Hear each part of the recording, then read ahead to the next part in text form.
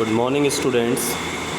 आज हम copper sulphate के दोनों इलेक्ट्रोलाइसिस जो हमारे इलेक्ट्रोलाइसिस चैप्टर के अंदर हैं, ये मोस्ट इंपॉर्टेंट टॉपिक है हमारा कॉपर सल्फेट के सॉल्यूशन का इलेक्ट्रोलाइसिस कराना, एक तो इनर्ट इलेक्ट्रोड से और एक एक्टिव इलेक्ट्रोड्स के थ्रू। ओके, तो आज हम इसकी स्टडी करेंगे। तो पहला हमारा इसमें electrolysis of copper sulphate solution using platinum anode and copper और प्लेटिनम कैथोड। मतलब एनोड प्लेटिनम का लेंगे और कैथोड जो लेंगे वो हमारा कॉपर या प्लेटिनम में से किसी का भी ले सकते हैं। तो अब इसके लिए पहला क्या चीज़, इलेक्ट्रोलाइट कौन सा लेना है? Saturated solution of copper sulphate. Saturated solution means जिसके अंदर और ज़्यादा डिजोल्व नहीं किया जाता, मैक्सिमम एक्सटेंट तक हम इसके अंदर कॉपर सल्फेट को वाटर के अंदर डिजोल्व करा चुके हैं। Prepared in distil water with A small amount of concentrated sulphuric acid. थोड़ा सा कंसनट्रेटेड सल्फ्यूरिक एसिड में मिलाएंगे जिससे उसकी इलेक्ट्रिकल कंडक्टिविटी बढ़ जाए। जब आयंस बढ़ेंगे सॉल्यूशन के अंदर तो हमारी कंडक्टिविटी भी इंक्रीज़ हो जाएगी। तो ये इसका डायग्राम दे रखा है, आपको ज़रा ध्यान से देखिए, इससे पहले समझिए इस चीज़ को जो मैं बता रहा हूँ। ये हमारी बैटरी कनेक्ट है। बैटरी के पॉजिटिव टर्मिनल से जो कनेक्ट होता है वो हमारा होता है एनोड, और नेगेटिव टर्मिनल से जो कनेक्ट होता है, ये जो बड़ा साइन होता है ये पॉजिटिव टर्मिनल को डिनोट करता है, छोटा जो होता है, छोटा सा डैश जो बना हुआ होता है ये हमारा नेगेटिव टर्मिनल को। तो ध्यान रखना, जो पॉजिटिव से कनेक्ट होगा वो एनोड और जो नेगेटिव से कनेक्ट होगा वो हमारा कैथोड होता है। तो ये हमारा कैथोड है और ये हमारा एनोड है। दोनों ही प्लेटिनम के ले लो, या एनोड प्लेटिनम का और जो कैथोड है वो हमारा प्लेटिनम और कॉपर में किसी का भी ले सकते हैं। तो ये हमारा कॉपर सल्फेट का हम इलेक्ट्रोलिसिस करा रहे हैं। देखिए, सबसे पहले हम देखते हैं इलेक्ट्रोड्स। इलेक्ट्रोड्स उन्होंने बता दिया कि कौन से हैं। कैथोड हमारा प्लेटिनम का है, एनोड हमारा वो भी प्लेटिनम का ले लिया है हमने। ये हमारे इनर्ट इलेक्ट्रोड्स हैं। ध्यान रखना, एग्जाम में अगर इनर्ट इलेक्ट्रोड्स लिखा हुआ जाए तो समझ लो इस वाली इलेक्ट्रोलिसिस कॉपर सल्फेट की इस इलेक्ट्रोलिसिस प्रोसेस की बात कर रहे हैं। Dissociation of aqueous copper sulphate solution. देखो यहाँ पर एक्वस है। मैंने पिछला लेड ब्रोमाइड का जब आपको भेजा था तो उसमें मैंने मॉल्टन वर्ड यूज़ किया था। तो मॉल्टन अलग चीज़ है, एक्वस का मीन्स वाटर के अंदर सॉल्यूशन बनाना है। तो मॉल्टन, जब मैंने तुम्हें मॉल्टन लेड ब्रोमाइड का अगर याद होगा, पिछली वीडियो देखना मेरी, PbBr2 जब भेजा था तो मैंने उसमें बताया था कि जो आयंस बनेंगे वो Pb++ और Br-, कैटायन बनेगा Pb++ और Br-। बट अब यहाँ पर अगर ध्यान से देखेंगे, अब यहाँ समझने की बात है हमारी कि एक्वस कॉपर सल्फेट सॉल्यूशन की जब बात हो रही है तो कॉपर सल्फेट का डिसोसिएशन हुआ Cu++ SO4-। तो ये बना कैटायन, ये बना हमारा SO4- एनायन। और वाटर का भी डिसोसिएशन करना पड़ेगा H+OH-। तो ये H+OH- लेड ब्रोमाइड के डिसोसिएशन में, मॉल्टन लेड ब्रोमाइड के डिसोसिएशन में प्रेजेंट नहीं था। ओके, अगर पार्टिकल्स प्रेजेंट पूछेंगे तो ये सब चीज़ें तो लिखनी है, साथ में मॉलिक्यूल्स भी लिखने हैं वाटर के। आयंस में डिसोसिएशन के जो अगर आयंस पूछे जाते हैं तो हम H2O मॉलिक्यूल की बात नहीं करेंगे, बट जब पार्टिकल्स की बात करेंगे तो H2O मॉलिक्यूल्स लिखा जाएगा। देखो आयंस प्रेजेंट में H2O मॉलिक्यूल नहीं है यहाँ पर। ओके, तो ये हो गया हमारा dissociation, particles present, ion present. अब इसके बाद आते हैं हम रिएक्शन एट कैथोड, जो मोस्ट इंपॉर्टेंट टॉपिक है, जो बार बार एग्जाम में पूछा जाता है। ये रिएक्शन एट कैथोड मैंने उसमें ही बताया था लेड ब्रोमाइड में, और रिएक्शन एट एनोड ये बहुत पूछा जाता है एग्ज़ाम में। ये समझ लीजिए यही क्वेश्चन इसमें से आता है मोस्टली। तो रिएक्शन एट कैथोड, कैथोड पर क्या रिएक्शन होगी? जैसा हमने बताया था कि ये हमारा एक एनोड है, एक कैथोड है, ये बैटरी से कनेक्ट है हमारे। तो जो पॉजिटिव टर्मिनल से कनेक्ट है वो एनोड, और जो नेगेटिव टर्मिनल से कनेक्ट है वो कैथोड। तो ये हमारा कैथोड हो गया और ये हमारा एनोड हो गया। तो जो कैटायंस होते हैं हमारे, जैसे Cu++ है, ये क्या है हमारा कैटायन। तो कैटायन किसकी तरफ जाएंगे, किधर माइग्रेट करेंगे? कैटायंस हमारे माइग्रेट करेंगे कैथोड की तरफ। वो कैथोड पर जाकर क्या करेंगे, सब रिएक्शन को समझिए ज़रा। ये Cu++ है, दैट मीन्स कॉपर का कैटायन है। तो ये जाएगा आपका कैथोड पर और वहाँ जाकर 2 इलेक्ट्रॉन गेन करेगा, 2 इलेक्ट्रॉन लेगा वहाँ से। 2 इलेक्ट्रॉन लेने के बाद क्या बना लेगा, कॉपर का एटम बना लेगा। ओके, तो कॉपर का एटम बना लेगा 2 इलेक्ट्रॉन्स वहाँ से लेकर। क्योंकि देखो Cu++ का मतलब क्या हो गया, इसने 2 इलेक्ट्रॉन्स किसी को दे दिए थे पहले ही, इसका मतलब 2 इलेक्ट्रॉन्स की कमी है इसके पास। तो अपने 2 इलेक्ट्रॉन्स पूरे कैसे करेगा, 2 इलेक्ट्रॉन जाकर वो कैथोड से लेगा और कॉपर का एटम बन जाएगा। That means copper metal cathode पर डिपॉजिट होना शुरू हो जाएगी। तो ध्यान रखो, मेटल हमेशा कैथोड पर ही डिपॉजिट होती है। जो मेटेलिक आयंस होते हैं, कैटायंस होते हैं, हमेशा कैथोड पर माइग्रेट करते हैं। तो ये रिएक्शन इस टाइप से लिखनी है। अगर Cu++ है, 2 इलेक्ट्रॉन लेगा, कॉपर का एटम बन जाएगा। दैट मीन्स कॉपर हमारी डिपॉजिट होनी शुरू हो जाएगी कैथोड पर। अब बात करते हैं रिएक्शन एट कैथोड। देखो लिखा भी है, the copper atom deposits themselves on the cathode. जो एटम के जो कह सकते हैं कॉपर के एटम्स हैं वो हमारे डिपॉजिट होना स्टार्ट हो जाते हैं कैथोड पर। फिर आती है रिएक्शन एट एनोड। एनोड पर रिएक्शन। अब देखो एनोड की बात करते हैं तो हमारे पास दो आयंस एनायंस हैं, SO4- और OH- आयन। तो अब इन दोनों में से कौन माइग्रेट करेगा? दोनों ही एनायन है तो दोनों ही एनोड पर जाने चाहिए, बट प्रेफरेंशियली तो पीछे अपनी बुक में पढ़ना, वो मैंने टॉपिक पढ़ाया नहीं है, इलेक्ट्रोकेमिकल सीरीज़। तो उसमें जो है ना OH- उस सीरीज़ के अंदर देखना एनायंस की जो इलेक्ट्रोकेमिकल सीरीज़ है उसमें OH सबसे नीचे है। तो इस सीरीज़ में जो सबसे नीचे होता है वो प्रेफरेंशली सबसे पहले डिस्चार्ज होता है। वो पहले डिस्चार्ज होता है जाकर रेस्पेक्टिव इलेक्ट्रोड पर, मतलब जो भी उसका रेस्पेक्टिव इलेक्ट्रोड है। कैटायन है तो अगर कैटायन सबसे नीचे है कोई सा वाला या किसी दूसरे से नीचे है तो वो पहले जाएगा कैथोड पर, और एनोड है एनायन है तो वो एनोड पर पहले जाएगा। तो OH- आयन उस इलेक्ट्रोकेमिकल सीरीज़ में सबसे नीचे है, अपनी बुक में देख सकते हैं। तो OH- आयन प्रेफरेंशली पहले डिस्चार्ज होगा किस पर? एनोड पर जाएगा। तो ठीक है, वो एनोड पर जाकर क्या रिएक्शन होगी? 4OH-, वहाँ पर उन्होंने 4 इलेक्ट्रॉन लूज़ किए। OH- का मतलब क्या है? उस पर एक इलेक्ट्रॉन एक्स्ट्रा है और उस पर 4 लगा दिया, दैट मीन्स 4 इलेक्ट्रॉन एक्स्ट्रा है। तो उसने 4 इलेक्ट्रॉन लूज़ किए और क्या बन गया? OH के एटम्स बन गए। और ये OH मिलकर क्या बन गया? H2O plus oxygen. तो इसका मतलब ऑक्सीजन गैस हमारी लिबरेट होनी स्टार्ट हो जाएगी, निकलनी शुरू हो जाएगी एनोड से। तो प्रोडक्ट एट एनोड क्या हो गया? Oxygen. Product at cathode, cathode पर क्या हो गया? पिंक और reddish brown copper is deposited. तो ये हमारे प्रोडक्ट हो गए। कैथोड पर हमारी reddish brown copper metal deposit होना स्टार्ट हो गई और एनोड से हमारी ऑक्सीजन गैस लिबरेट होना, निकलना शुरू हो गई। ओके, अब इसकी कुछ इंपॉर्टेंट ऑब्जर्वेशंस जो मोस्ट इंपॉर्टेंट है, एग्जाम में बहुत पूछी जाती है। When the deposition of copper ions is completed then electrolysis of water takes place.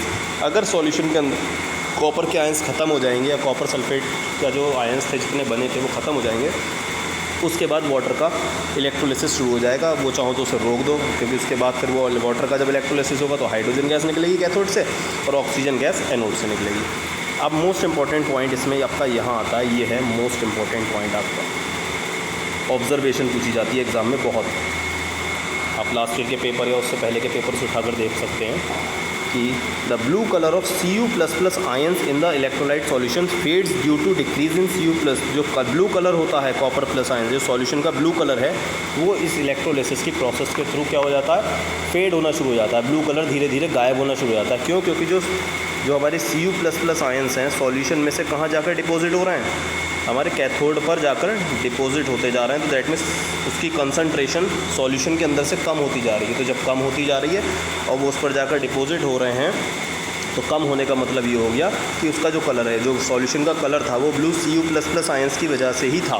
तो जब ये Cu++ आयंस हमारे सॉल्यूशन में से कम होते जा रहे हैं दैट मीन्स वो कैथोड पर डिपॉजिट हो रहे हैं। डिपॉजिट होते होते क्या हो रहा है? कंसंट्रेशन कम हो रही है, जिसकी वजह से हमारा ब्लू कलर कम हो जाएगा। तो ये इसकी मोस्ट इंपॉर्टेंट ऑब्जर्वेशन है। अगर इनर्ट इलेक्ट्रोड्स या प्लेटिनम इलेक्ट्रोड्स का कॉपर सल्फेट का हम इलेक्ट्रोलिसिस कराते हैं तो मोस्ट इंपॉर्टेंट ऑब्जर्वेशन क्या बनी हमारी कि the blue colour of the solution fades during the electrolysis process.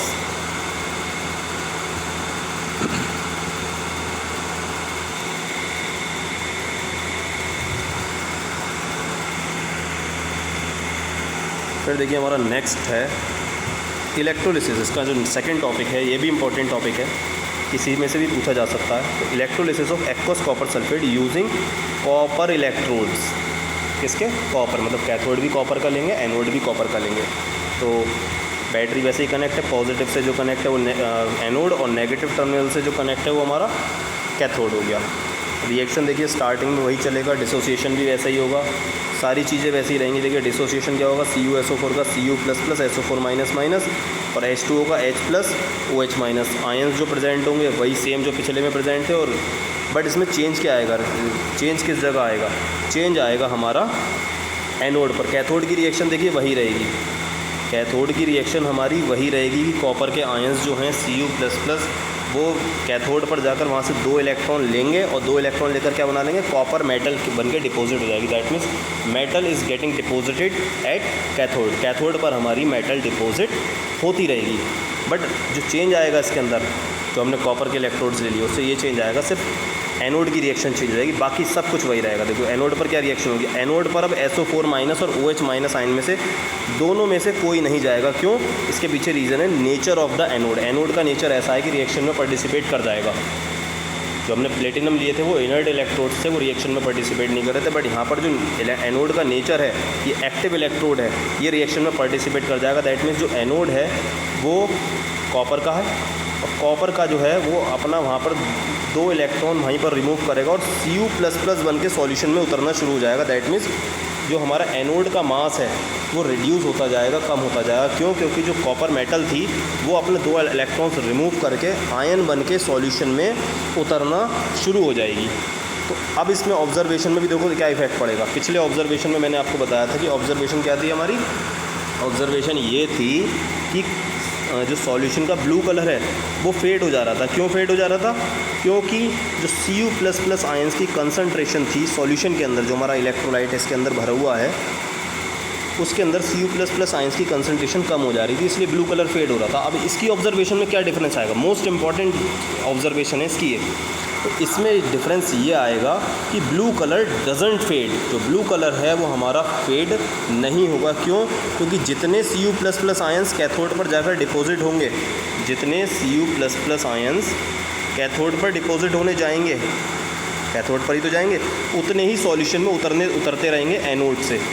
तो इसलिए Cu++ आयंस की जो कंसंट्रेशन है remains same in the solution. That's why colour of the solution doesn't fade during the electrolysis process of copper sulfate using copper electrodes। Clear हुई दोनों चीज़ें? तो ये हमारी रिएक्शन में चेंज आया।